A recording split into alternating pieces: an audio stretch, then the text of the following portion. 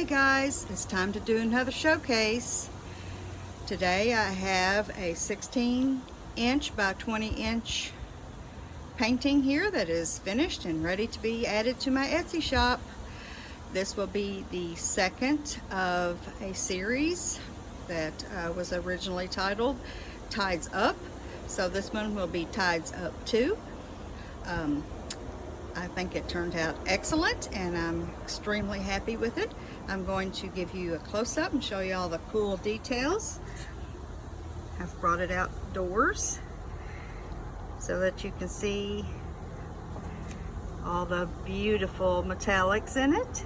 I've got metallics in here in the foamy area of the water, which I think really turned out cool. That was not something I did in the first edition of this series. Each painting will be a little different as I experiment and try new techniques.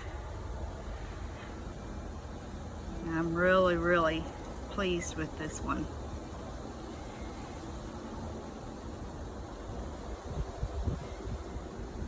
And I also put gold in the sand, so that is sparkly.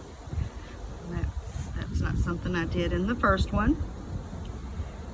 I have some metallics in this water here you might be able to pick up on. I absolutely love all this lacing that I got in the water.